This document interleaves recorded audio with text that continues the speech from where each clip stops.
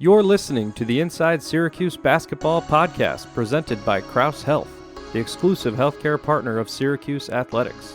Welcome back to another edition of the Inside Syracuse Basketball Podcast. And you're going to be familiar with today's guest. It's my colleague at syracuse.com, Donna Ditota. Donna, how are you? I am good, Mike. How about yourself? We're doing okay. Getting excited for basketball season. I know. We've both been busy lately. We've both been writing a few stories to start to whet the appetite of Syracuse basketball fans. And wanted to have you on the podcast now because it really is basketball season as far as I'm concerned. Practice has started. Media day is in about another week and a half or whatever. And the season's around the corner. And you recently had a really in-depth profile look at Syracuse's associate head coach, Gerry McNamara. It was really outstanding. If anybody's listening, if you haven't seen it, go to syracuse.com, read the story. It's really tremendous. But I wanted to talk to you. I like talking to you about your stories after you've written them, right? First of all, thank you, Mike. I appreciate you saying that. Well, we did it with your story back in the summer when you walked the links with Jim Boeheim. And this one with Gerry, you talked to a lot of people. And I thought really the one issue that was kind of like the lead, the topper to your story was the whole idea of, here's just the icon. Fans love him. He's been on staff now for about 12, 13 years, somewhere in that range. And we've had the coaching change. And the head coach now is Adrian Autry. It's not Gerry McNamara. I think you and I both see Gerry as a future head coach. Yeah. But it's not going to be at Syracuse probably in the near term. And so you were kind of talking to Gerry a little bit about where what's his coaching future and could he ever leave Syracuse for that head coaching job? And, maybe you can just kind of start by just kind of taking me through what you kind of got from Gerry about his willingness to perhaps leave his alma mater at some point. Yeah, and I think it's not so much leave his alma mater, which is certainly part of it. But excuse me, I think it's also, he and his wife, Katie, have built a life here in Syracuse. And I think they really, really like living here. He's loved the way the school district has embraced his family, his kids. He just has an easy, very nice life here in Syracuse. And I think that would be part of it, too. I think he doesn't want to go someplace where, he takes a job and he can't win there. And in a couple of years, he doesn't have a job. He's out of a job. I think he's going to be very, very careful about the kind of jobs he's interested in and the kind of jobs that he would be willing or interested in taking. And that's for a lot of reasons. I mean, I think he really, really likes being here. He likes being here. He likes coaching ACC level athletes. And I think he understands that if he leaves, he's not going to be coaching ACC level athletes. If he leaves for a head coaching job someplace else. And I think, I've talked to him about it reminds me a lot of Matt Langel at Colgate. Like, I don't think Matt Langel is going to take a job just to take a job. Like, he's very happy in Hamilton, but I think he's open to ideas, open to other jobs. And I think that's the same thing with Gerry too. He has to feel like it's the right fit for him. It's kind of interesting to compare the Gerry situation with that of Mike Hopkins. I remember Mike Hopkins had some interest with Bonaventure at one point. Charlotte came up. People forget that he was very, very close to taking a job at Charlotte, but then found out that Charlotte was about to switch conferences and he didn't love that idea. And he didn't want to take over that program as it was switching leagues. Boston College, Providence, there's a lot of jobs. But you know what? While he was mentioned with a lot of those, he never took them, or in some cases, he never got them. I think he turned down Charlotte. Yeah. I think he turned down Providence at one point. I'm not sure exactly how Bonaventure, but I think BC he wanted. They didn't hire him, probably to their regret later. But, it is this situation that sometimes guys can get into when they've played here, they've coached here a while, they do love it. Hopkins had a family too, and now Gerry's in a very similar situation. You talked to Mike Hopkins for this story. I did. What did he have to say? I asked everybody that I talked to for the story. I said, Gerry wants to be a head coach. Everybody knows Gerry wants to be a head coach. Would he be a head coach? Would he be a good head coach? And everybody said yes. And I said to everybody, why would he be a good head coach? And they all said to me, for the 20 minutes or 30 minutes that I've talked to you about him, that's why. Like we've just gone over all the things he's good at. And that's why we think he would be a good head coach. Mike said the same thing that everybody said the same thing. He likes Gerry's energy. He likes Gerry's passion. He likes Gerry's, and he called it in his own typical Mike way, his Iron Man way of being able to sort of transform players who come in as guards and play a certain way, and Gerry is able to sort of work with them and make them better players. I think that was the thing that most people cited about Gerry, that guards who come to Syracuse and work with Gerry get better. And that's the thing that Mike talked about quite a bit. That's the thing Jim talked about. That's the thing that Adrian talked about. And so I think for those reasons in particular, people thought he would be a good head coach. Yeah, I was thinking about all those guards. You talked to a number of them in your story too. Guys like Tyus Battle and Elijah Hughes. You mentioned Michael Benajay. They don't just get better, their games expand. I guess that's part of getting better. But sometimes you get better because you take like your one great quality and you get better at it, or you figure out a way like, this is my one way on the court and I just do that. But Joe Girard was not a point guard and became one. Tyus Battle's game became more well-rounded. You mentioned Mike Benajay comes in as a small forward, leaves as a all ACC point guard. A guy who can shoot 39% from three. Elijah Hughes was really a small forward when he came in, became a shooting guard. And they all put in the work. They all seem to really kind of take on the mentality of Gerry. If if he coaches you and you're going to get better, he seems to click and he gets these guys to really work. Yeah, I think he is really good at sort of appealing to their own sense of pride and their own sense of potential achievement. And I think, the thing he said to Elijah, and I think he said this to other guys too, is that, I think you could be great. I think you could be much better than you are right now, but you have to work at it. You have to want it and you have to work at it.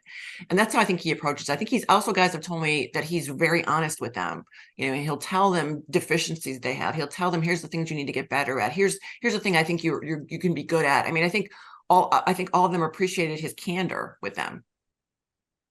It's interesting that, we'll see how the Adrian Autry era moves and everything. But, for any assistant to get a job somewhere else, generally the program you're at needs to be winning and winning at a high level.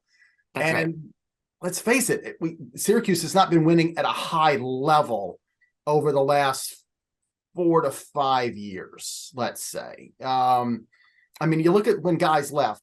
Wayne Morgan leaves and gets a head coaching job at Long Beach State after Syracuse goes to a Final Four in 96. Louis Orr gets a job at Siena. I think it might have been a year after Syracuse went to the Sweet 16 in 2000. Troy Weaver leaves and gets an NBA job as with the Oklahoma City Thunder after a string of success, including a national title. Right. Rob Murphy gets the Eastern Michigan job again after a string of success at Syracuse, right? 09, 10, 11. So if Gerry's going to get a job somewhere, basically Syracuse needs to be better, right? Absolutely. I think he understands that too. I mean, there are not a lot of assistant coaches who are hired as head coaches for teams that lose. So I think they have to win, and I think he understands that's part of it. And I think, listen, I'm not telling you anything you don't know or anything people don't know. He's a super competitive guy.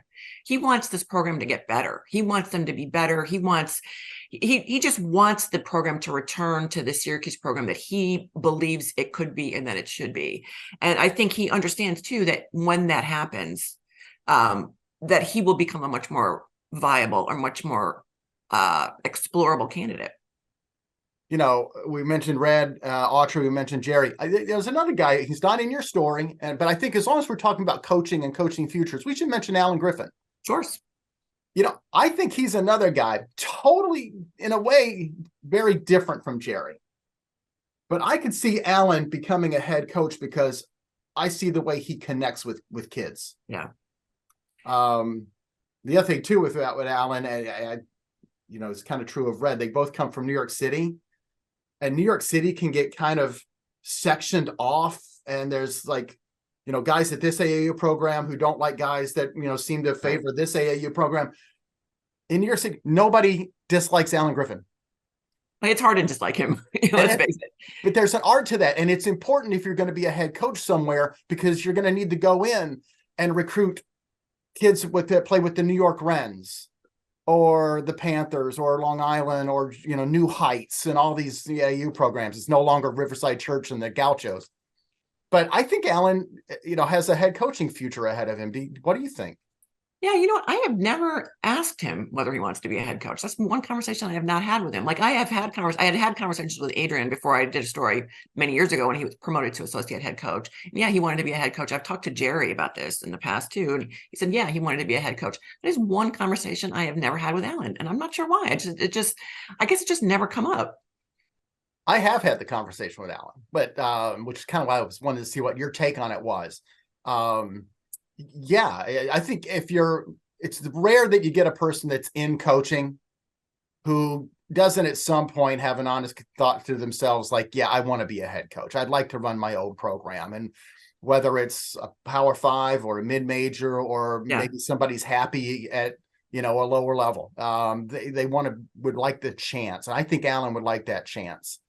Yeah, I think you're right. You're probably right. I think it's like every kid who's at an ACC level school thinks he can play in the NBA. It's the same as every assistant coach in the ACC or the Big 10 or the Big 12 believes that they can be a college head coach. So yeah, that's probably true. Yeah. I mean, even assistant coaching lifers like Bill Guthridge at North Carolina, eventually he was a head coach at Carolina, right? He did. He didn't want to leave Carolina to go anywhere. He was kind of in that same situation that the Syracuse guys are in. Where I'm at is so great. Yeah, it's going to have to be something awesome to get me to leave, and assistants don't often get that chance. All right, but we were talking about winning in order to to have an assistant get a head coaching opportunity somewhere. That's a great transition. I want to talk to you about this year's team. Yeah, I know we talk about this year's team like all the time. Just yesterday we were on the phone with each other and the conversation extended like another 20 minutes because we were talking about this year's team. Let's pose it this way. What player on this year's team are you most intrigued about before we get to finally see them when practices are opened up? For me, it's Benny Williams, because I think Benny has incredible untapped potential at this point. And we've been talking about his untapped potential, I think, for a couple of years, but I think he could potentially be the driver of this team this year, in a sense that I don't know how this team is going to defend this year. I don't know how they're going to rebound. And I think if Benny is good at both of those things, I think that's a huge plus, because I think the guards are going to be good. I think they're going to have very good guard play this year. And it's the forward and the center / Malik. I think that's going to make the difference in how good this team actually can be, what the ceiling of this team is. So I think Benny needs to give them, 14 points and 8 or 9 rebounds a game for them to be very good this year. Those would be big numbers. Yeah, but I mean, I think in the progression of will he get more minutes? And a lot of it is it's on him too. What has he done over the summer? Has he gotten bigger and has he gotten stronger? He worked a ton on his 3-point shooting the year before that, and he was a very good 3-point shooter last season. I don't think people realize he shot 40% from the 3-point line last year. Yeah. I mean, obviously in limited attempts. That's okay. But I mean, he worked very hard. He worked, but I don't think he is really a power forward. He is and he isn't. No. So what has he done this summer to help develop and diversify his game? Can he now step out and make that 3 consistently? And can he also bang inside more? Can he get in there, get a tough offensive rebound and convert it? Can he do some of the things that I think that he's capable of doing? And I don't think we've seen in bits and spurts this year over the course of his career, but now he's got a new head coach.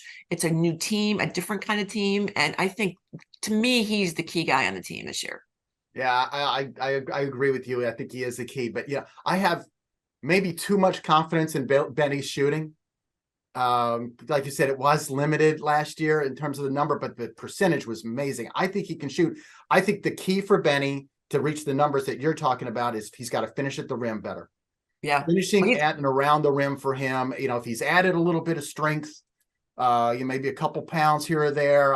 We had heard maybe he had gained about 5 or 10 pounds. I think that'd be outstanding. If he can finish at the rim, I think he's got a good shot at hitting that 12 to 14 point mark.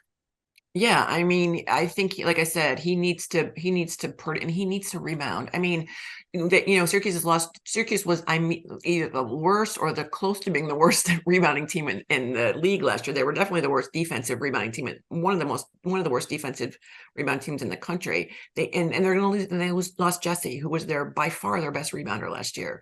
So they need to do a lot in terms of rebounding the ball. They need to figure out who's going to do it. They need to get guys in there who are willing and capable and able to do it. And that's why I think he's such a key piece. Yeah, we were talking about that rebounding thing yesterday in that phone call I mentioned before.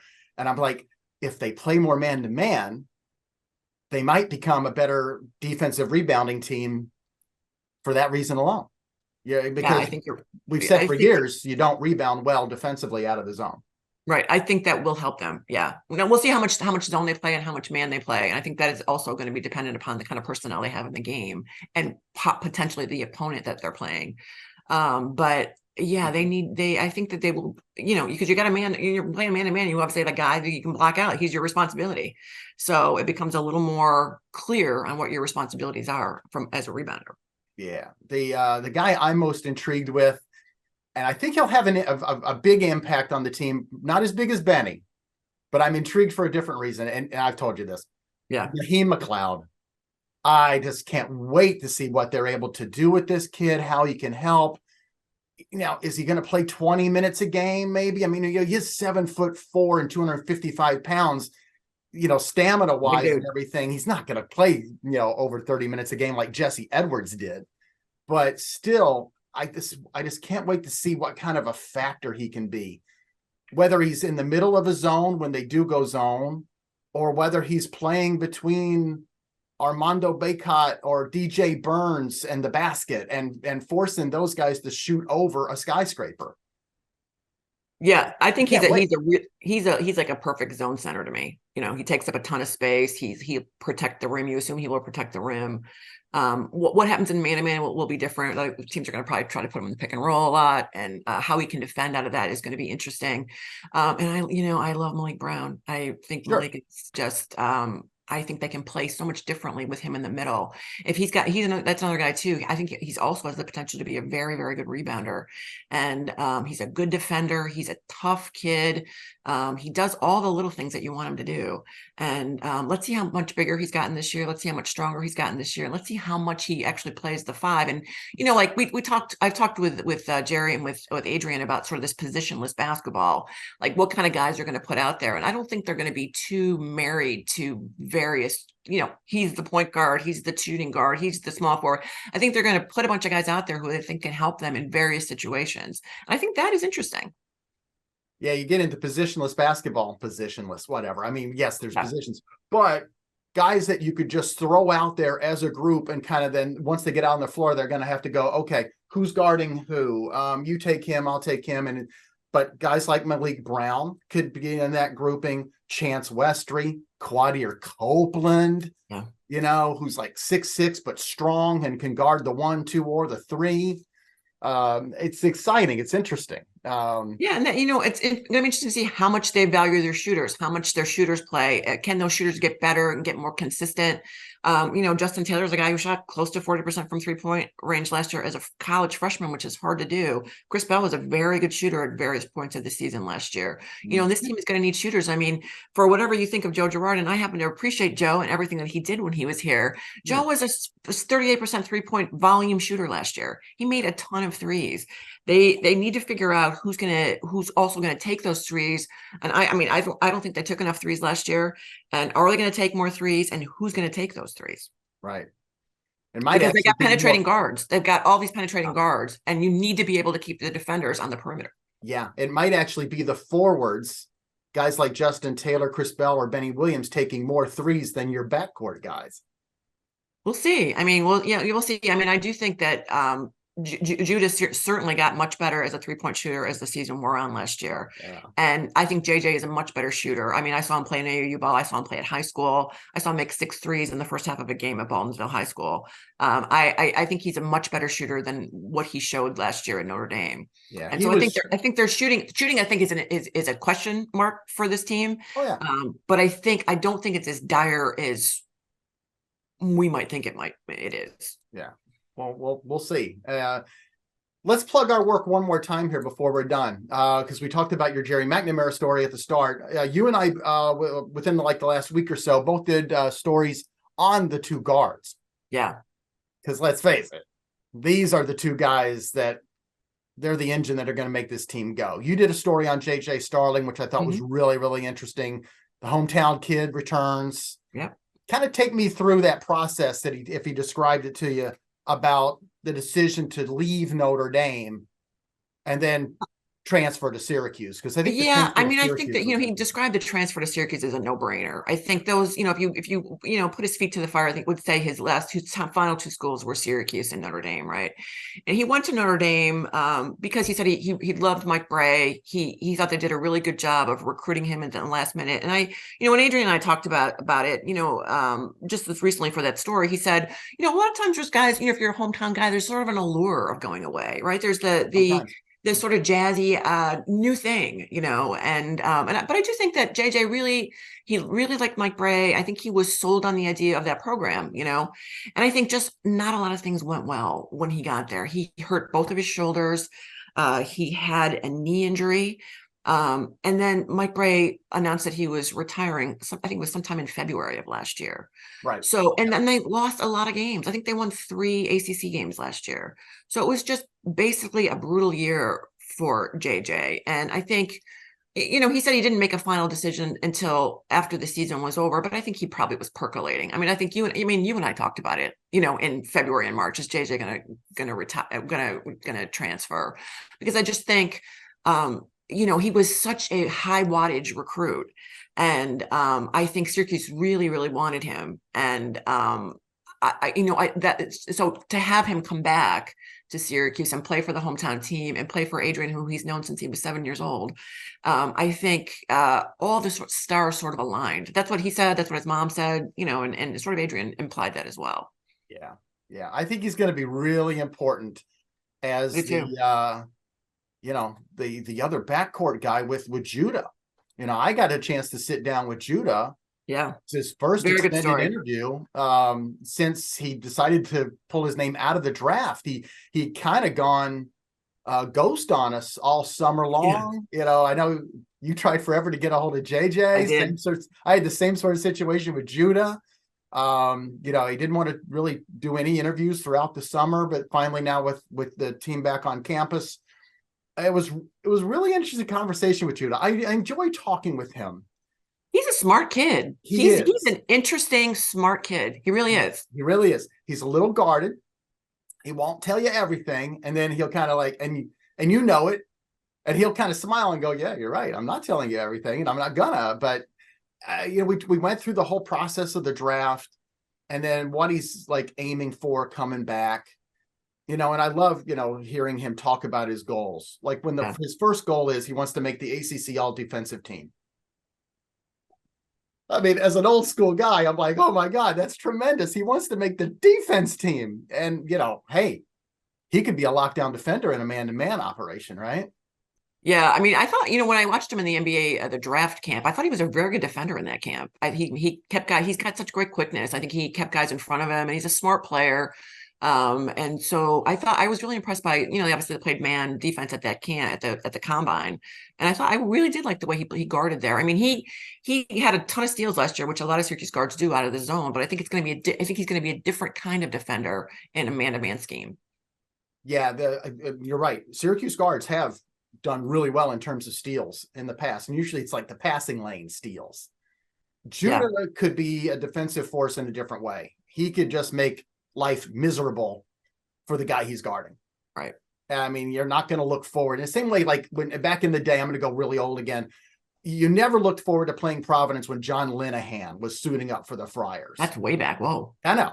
But that was not going to be a fun night if you were a guard going. That is the encyclopedic Mike Waters mind that we're dealing with here, people. Just get a grip of here's what we're talking about. The references to guys. When did John Linehan play at Providence? What would you 1987 or something? I don't know. Oh, no. He's more recent than that. Right. Come on. Okay. But you know what I'm saying?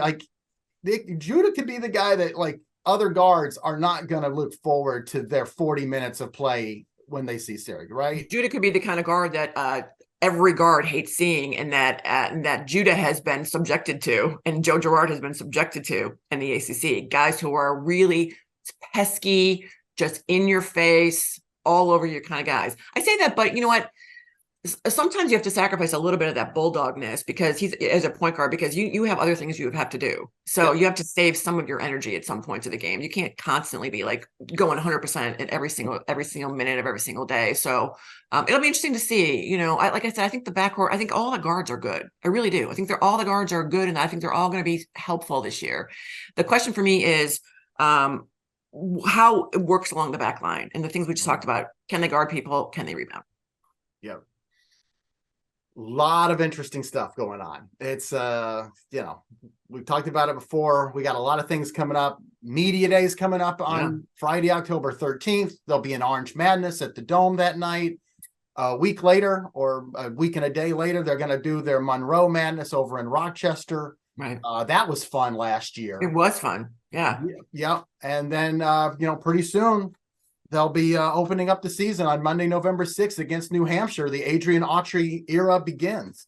Yeah. I mean, what happens to our summers, Mike? What it was just like spring. It was May. And then now it's, it's practically October. It's sad. It's really brutal. It's sad, but good because basketball's coming up.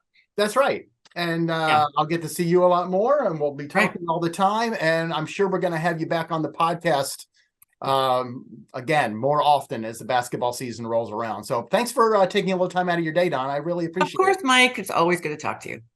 Join us next time for the Inside Syracuse Basketball Podcast, presented by Crouse Health, the exclusive healthcare partner for Syracuse Athletics.